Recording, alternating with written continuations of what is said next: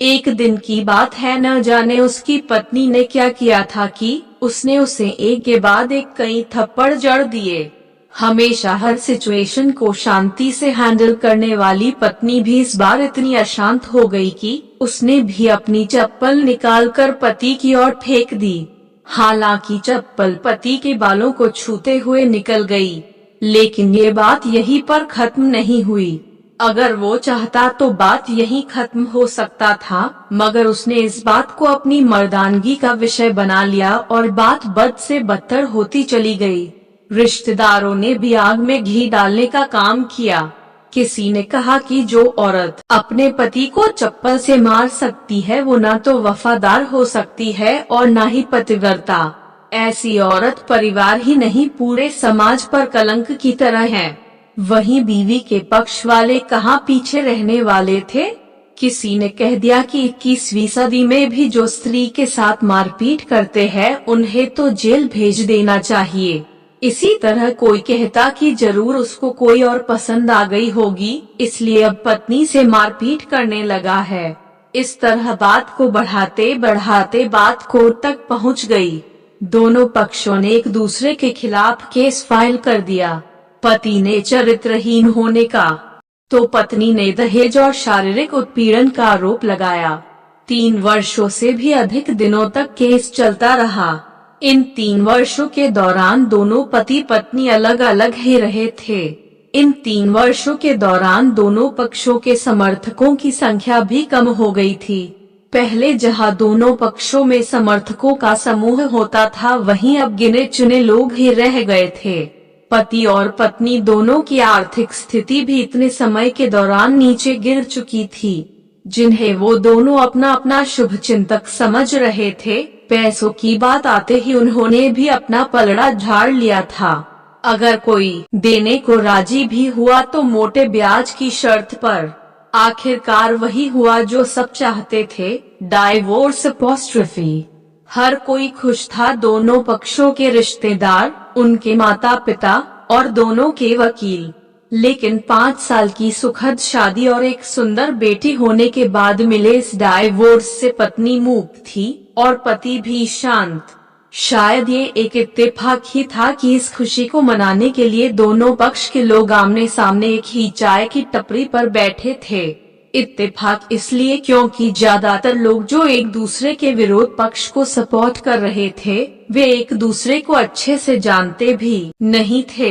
पति पत्नी भी इन सभी से दूर एक दूसरे के सामने मेज पर बैठे थे।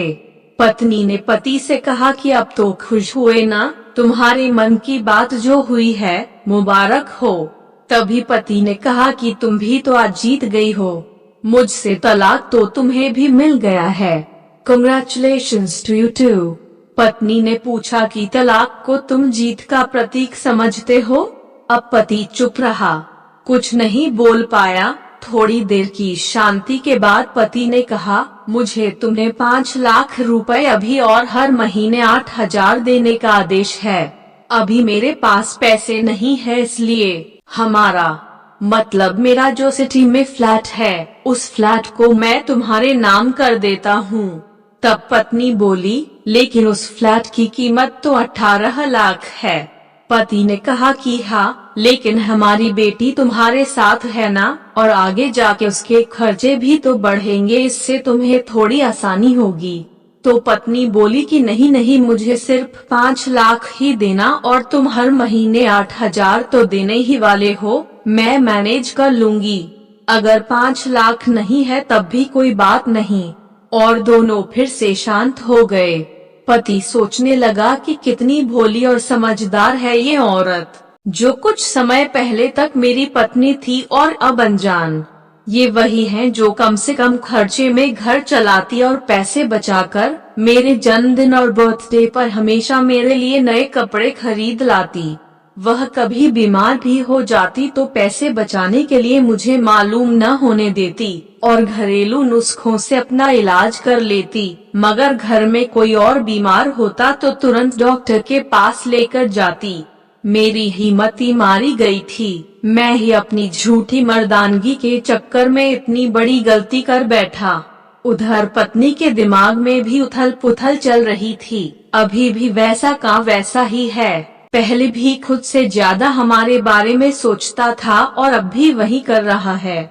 ये वही आदमी है जो मुझे एक्सीडेंट से बचाने के लिए खुद मोटरसाइकिल के आगे कूद पड़ा था और अपनी उंगली तुड़वा बैठा था। पता नहीं कौन सी मनहूस घड़ी में मैं झगड़ा कर बैठी। पति ने मौन तोड़ते हुए पूछा, अब तुम्हारे कमर का दर्द कैसा है? ज्यादा तकलीफ तो नहीं होती? पत्नी हल्का सा मुस्कुराई और बोली, अभी भी होता है, अब तो पेट में भी गैस बनने लगा है। पति ने कहा कि वो तो होगा ही, तुम योगा या कसरत भी तो नहीं करती हो। अब किसी गायनेकोलॉजिस्ट को जरूर दिखा देना। तभी पत्नी ने पूछा कि तुम बताओ, तुम्हारा अस्थमा कैसा है अब? क्या अब भी दौरे पड़ते हैं? पति जवाब दिया कि हाँ पड़ते हैं, और पहले से भी ज्यादा, क्योंकि अक्सर इन्हेलर लेना भूल जाया करता हूँ, याद दिलाने के लिए अब तुम जो नहीं हो।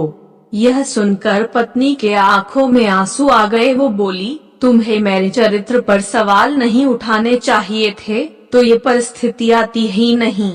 पति बोला कि हाँ मैं जानता हूँ, तुम बहुत अच्छी हो, मुझसे गलती हो गई, बहुत बड़ी गलती। मैं लोगों के बहकावे में आ गया था। तुमने भी तो मुझ पर दहेज का इल्जाम लगाया था। वो बोला तो पत्नी ने कहा कि हाँ गलत था और इस बात का मुझे भी पछतावा हुआ। पति कुछ कहना चाह रहा था लेकिन हिचकिचा रहा था।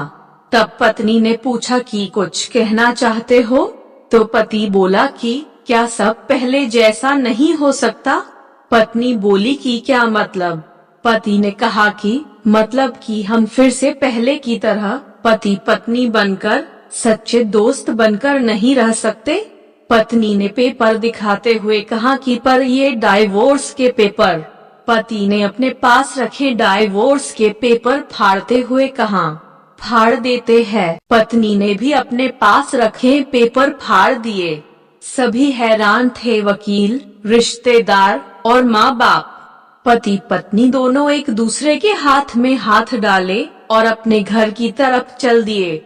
दोस्तों, ये प्यार और झगड़ा तो एक ही सिक्के के दो पहलुओं की तरह हैं।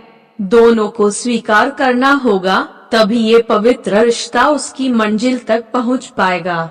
उन हर पति पत्नी को समझना चाहिए जो छोटी छोटी बातों पर लड़ते हैं और इन झगड़ों को बड़ा बना के अलग होने का डिसीजन लेते हैं।